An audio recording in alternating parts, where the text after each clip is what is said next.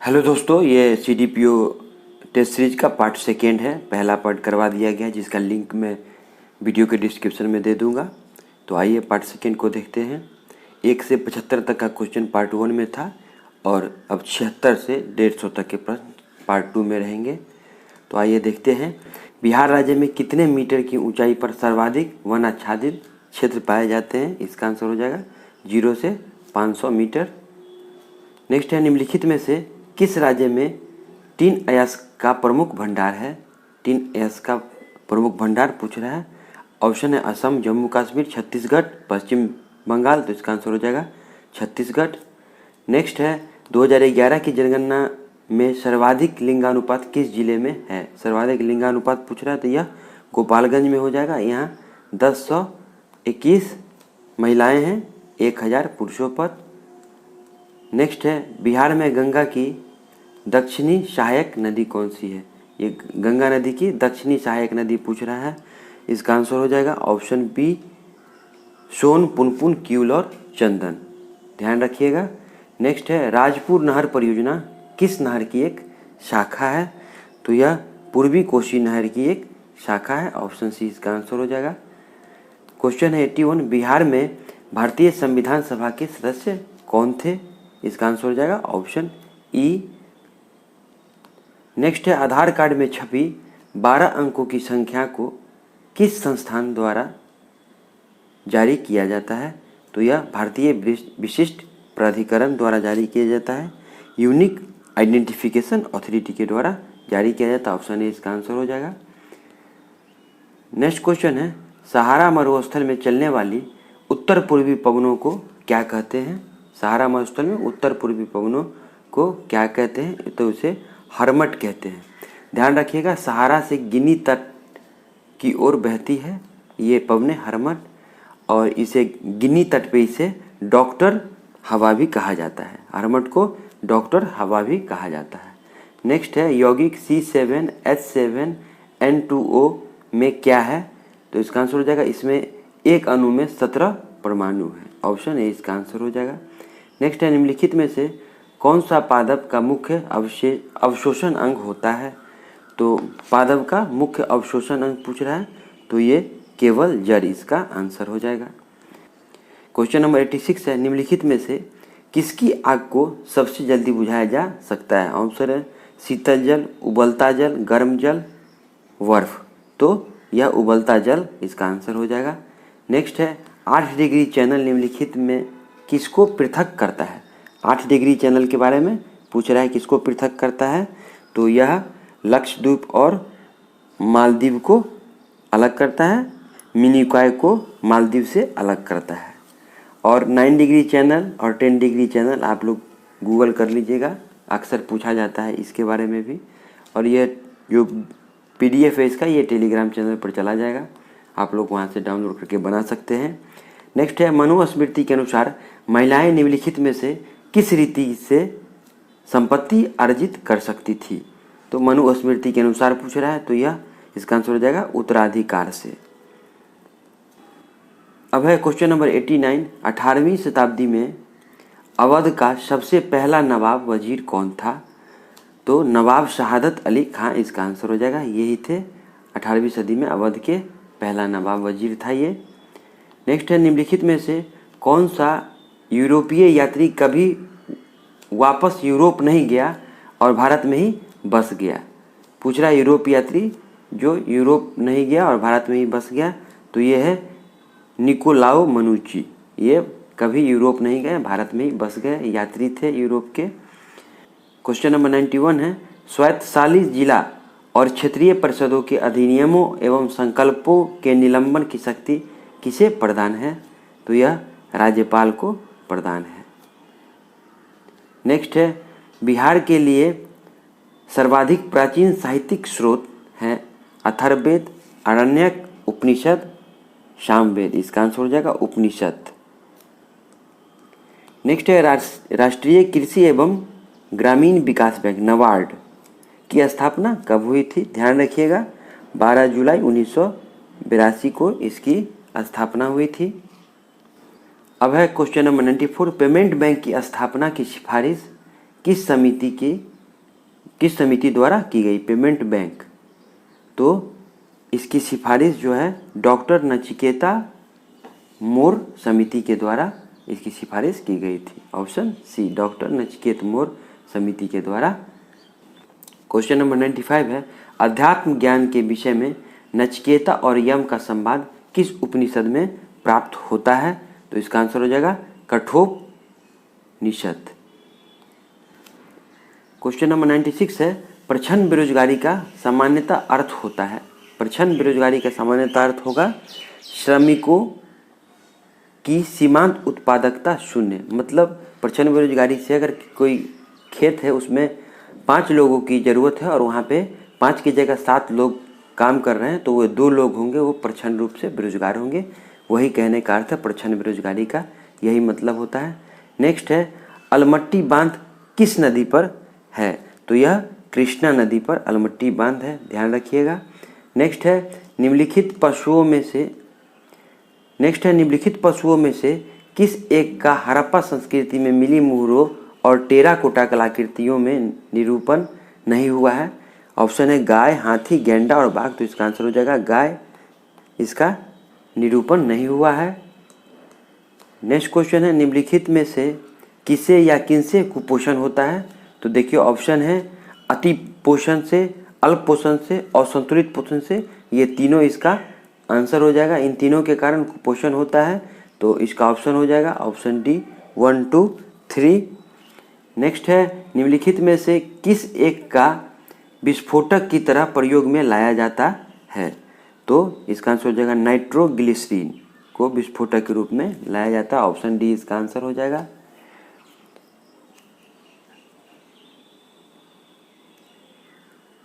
Next question है 101, America के साथ साथ और कौन देश ओपेक स्काई संधि से अलग हो गया है? तो जापान, रूस, चीन, भारत। तो यह रूस इसका आंसर हो जाएगा। नेक्स्ट है, बिटकॉइन को लीगल करेंसी के रूप में मान्यता देने वाला दुनिया का पहला देश कौन बन गया है? तो अल सल्वाडोर। ध्यान रखिएगा, ये इंपॉर्टेंट क्वेश्चन हो जाता है। अल सल्वाडोर बिटकॉइन को लीगल करेंसी के रूप में मान्यता देने वाला दुनिया का पहला देश बन गया है। संयुक्त राष्ट्र द्वारा 193 देशों के द्वारा अपनाए गए 17 सतत विकास लक्ष्य की ताज़ा रैंकिंग में भारत कितने स्थान पर रहा? तो भारत का स्थान था 117। नेक्स्ट है, 100% वयस्क अवधि को कोरोना वैक्सीन लगाने वाला देश का पहला गांव व्यान किस केंद्र शासित प्रदेश में स्थित है? तो यह व्यान या जम्मू कश्मीर में स्थित है। यह भी करंट का बहुत महत्वपूर्ण क्वेश्चन हो जाता है। नेक्स्ट है, किस देश के वैज्ञानिक द्वारा ईस्ट नामक कृत्रिम सूरज तैयार किया गया? अमेरिका, रूस, चीन, जापान। तो इसका आंसर हो जाएगा चीन के द्वारा ईस्ट नामक कृत्रिम सूरज तैयार किया गया है। नेक्स्ट है, केंद्रीय सांख्यिकी एवं क्रियान्वयन मंत्रालय द्वारा जारी वित्त वर्ष 2020-21 के दौरान राजकोषीय घाटा जीडीपी का कितना प्रतिशत रहा? तो ऑप्शन है -7.3, -8.3, -9.5, -9.3। इसका आंसर हो जाएगा इसका आंसर हो जाएगा 9.3। डी ऑप्शन इसका आंसर हो जाएगा। राष्ट्रीय मानवाधिकार आयोग का अध्यक्ष किन्हें नियुक्त किया गया? तो अरुण कुमार मिश्रा जी को राष्ट्रीय मानवाधिकार आयोग का अध्यक्ष नियुक्त किया गया है। नेक्स्ट है, दूसरा संयुक्त राष्ट्र वैश्विक सतत परिवहन सम्मेलन कहाँ आयोजित होगा? तो यह चीन में आयोजित होगा। नेक्स्ट है, लैंग्वेज ऑफ ट्रूथ ऐसे 2003 to 2020 पुस्तक के लेखक कौन हैं? तो यह सलमान रुश्दी है। ये बहुत ही फेमस है। इनकी एक सैटेनिक वर्सेस किताब आई थी जिसके कारण ये बहुत विवाद में भी रहे थे। यह भी इम्पोर्टेंट करंट अफेयर्स है। नेक्स्ट है, महिला रग्बी विश्व कप 2022 कहाँ आयोजित होगा? महिला रग्बी विश्व कप 2022। ऑप्शन है ऑस्ट्रेलिया, न्यूजीलैंड, हॉलैंड और नीदरलैंड। तो यह न्यूजीलैंड होगा जहाँ महिला रग्बी विश्व कप 2022 का आयोजन किया जाएगा। भारतीय नौसेना के बेड़े में किस स्वदेशी पेट्रोलियम जहाज को शामिल किया गया? ऑप्शन है सजग, सहज, पवन, चंचल। तो यह सजग इसका आंसर हो जाएगा। नेक्स्ट है मछली बीमा लागू करने वाला देश का पहला राज्य। मछली बीमा लागू करने वाला पूछ रहा है। ऑप्शन है आंध्र प्रदेश, बिहार, तमिलनाडु और केरल। इसका आंसर हो जाएगा बिहार। ये भी क्वेश्चन बिहार के लिए इम्पोर्टेंट हो जाता है। नेक्स्ट है अंतर्राष्ट्रीय डबलिन साहित्य पुरस्कार 2021। डबलिन साहित्य पुरस्कार 2021 से किसे सम्मानित किया गया है? तो यह वेलेरिया लुइसेली को किया गया है, यह ध्यान रखिएगा। वेलेरिया लुइसेली इसका आंसर हो जाएगा।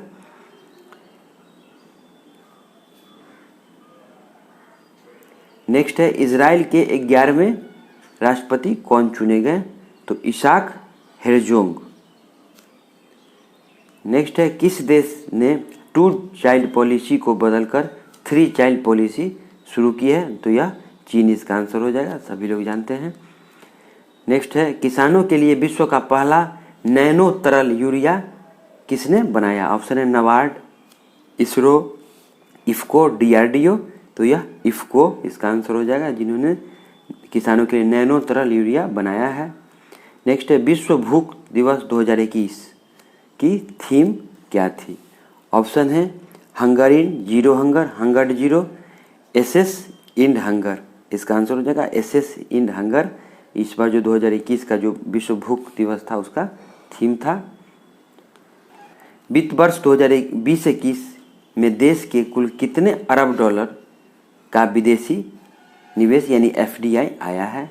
वर्ष 2020-21 में पूछ रहा है। ऑप्शन है 82.7 यूएस डॉलर, 80.5, 86.2, 81.72। तो इसका आंसर हो जाएगा 81.72 यूएस डॉलर आया है। घरेलू प्रजातियों के संरक्षण की व्यक्तिगत श्रेणी में इंडियन बायोडायवर्सिटी अवार्ड 2021 से किसे सम्मानित किया गया है? इंडिया बायोडायवर्सिटी अवार्ड पूछ रहा है, तो यह साजी एनएम को किया गया है। VVI है ये क्वेश्चन। अब है क्वेश्चन नंबर 120। फीफा अंडर-17 विश्व कप 2022 में कहाँ आयोजित किया जाएगा? तो यह भारत में आयोजित किया जाएगा, ध्यान रखिएगा। अंडर-17 फीफा विश्व कप 2022 जो है वो भारत में आयोजित किया जाएगा। नेक्स्ट है हाल ही में किस देश ने अपना सबसे शक्तिशाली सुपर कंप्यूटर सीमोर्ग लॉन्च किया है? तो ऑप्शन है ईरान, चीन, अमेरिका, जापान। तो इसका आंसर हो जाएगा ईरान। ध्यान रखिएगा सीमोर्ग ईरान के द्वारा लॉन्च किया गया है। नेक्स्ट है इटालियन ओपन पुरुष एकल 2021 का खिताब किसने जीता? तो राफेल नडाल ने जीता है इटालियन ओपन। ये सब स्पोर्ट्स से कुछ क्वेश्चन पूछे जाते हैं, तो ये सब मोस्ट इम्पोर्टेंट क्वेश्चन है जो कि स्पोर्ट्स से अक्सर पूछे जाते हैं करेंट अफेयर्स के रूप में, तो ध्यान रखिएगा। नेक्स्ट है देश में रामसर साइट्स की संख्या कितनी है? तो 42 है अभी तक रामसर साइट की संख्या। नेक्स्ट है भारत और किर्गिस्तान के बीच खंजर 8 संयुक्त सैन्य अभ्यास कहाँ आयोजित हुआ? तो यह बिश्केक में आयोजित हुआ। नेक्स्ट है IPL T20 में सबसे तेज 5000 रन बनाने वाले पहले भारतीय कौन बने? T20 में पूछ रहा है पहले भारतीय। ऑप्शन है दिनेश कार्तिक, महेंद्र सिंह धोनी, KL राहुल और रोहित शर्मा। तो यह KL राहुल सबसे तेज 5000 रन बनाए हैं T20 में। नेक्स्ट है उत्तर भारत में पहली बायोडीजल रिफाइनरी कहाँ शुरू की गई? तो यह पटना में शुरू की गई है। यह भी इम्पोर्टेंट क्वेश्चन हो जाता है बिहार के दृष्टिकोण से।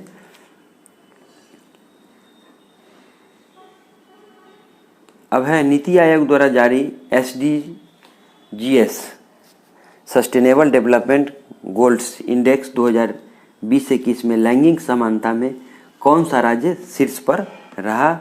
ऑप्शन है अरुणाचल प्रदेश, छत्तीसगढ़, केरल, मेघालय। इसका आंसर हो जाएगा छत्तीसगढ़। हाल ही में किस देश ने अपना मौसम उपग्रह फेंगयुंग 4B लॉन्च किया है? तो ऑप्शन है कनाडा, ब्रिटेन, चीन, जापान। इसका आंसर हो जाएगा चीन। नेक्स्ट है हाल ही में किस देश ने चिली द्वारा आयोजित innovative to net zero summit में मिशन इनोवेशन क्लीनेट एक्सचेंज को लॉन्च किया है? तो इसका आंसर हो जाएगा भारत, ऑप्शन बी। नेक्स्ट है, हाल ही में अंतर्राष्ट्रीय श्रम संगठन ILO के अनुसार वर्ष 2022 में वैश्विक बेरोजगारी दर कितने प्रतिशत रहेगी? ऑप्शन है 8.4%, 6.9, 5.7 और 4.3। इसका आंसर हो जाएगा 5.7% रहेगी। हाल ही में किस राज्य सरकार ने महिलाओं के टीकाकरण के लिए विशेष गुलाबी बूथ तैयार किया है? विशेष गुलाबी बूथ तैयार किया है, शुरू किया है। तो ऑप्शन है उड़ीसा, उत्तर प्रदेश, तमिलनाडु और पश्चिम बंगाल। तो इसका आंसर हो जाएगा तमिलनाडु। नेक्स्ट है, हाल ही में 76वीं संयुक्त राष्ट्र महासभा का अध्यक्ष किसे चुना गया है? तो अब्दुल्ला शाहिद को चुना गया है, ऑप्शन सी। ये ध्यान रखिएगा, संयुक्त राष्ट्र महासभा का अध्यक्ष चुना गया है अब्दुल्ला शाहिद को। नेक्स्ट है क्वेश्चन नंबर 133। हाल ही में किस राज्य या केंद्र शासित प्रदेश की सरकार ने जहां वोट वहां वैक्सीन अभियान की शुरुआत की है? तो यह दिल्ली सरकार के द्वारा शुरू की गई है, दिल्ली के द्वारा।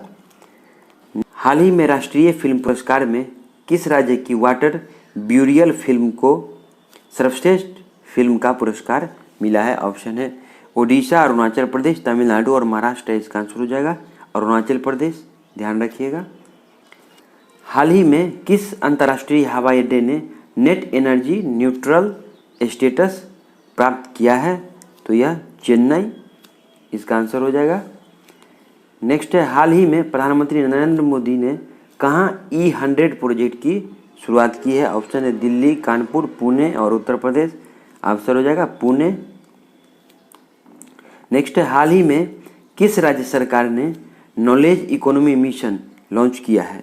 तो बिहार, केरल, हिमाचल प्रदेश और गुजरात। तो इसका आंसर हो जाएगा Gujarat. Knowledge economy mission Gujarat सरकार के द्वारा लॉन्च की गई है।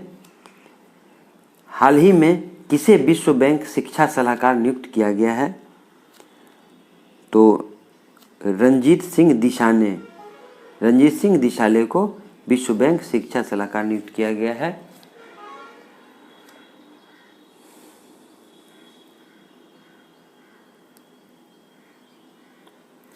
और क्वेश्चन नंबर 139 है, हाल ही में किसे फिक्शन के लिए अंतर्राष्ट्रीय बुकर पुरस्कार जीता है? तो किसने जीता है वो पूछ रहा है। तो यह डेविड डियोप को अंतर्राष्ट्रीय बुकर पुरस्कार जीता है, डेविड डियोप। क्वेश्चन नंबर 140 है, चार्ल्स द्वितीय ने बॉम्बे को किस वर्ष ईस्ट इंडिया कंपनी को दिया था? तो यह 1666 ईस्वी में दिया था, ऑप्शन सी इसका आंसर हो जाएगा। अब 140 से और 150 तक के जो प्रश्न हैं वो मैथमेटिक्स के क्वेश्चन हैं और ये PDF चला जाएगा टेलीग्राम पर, और इसका ये जो 10 क्वेश्चन है इसका आंसर भी आप लोग को दे दिया जाएगा। Thanks for watching. आप लोग परीक्षा महोत्सव देख रहे थे।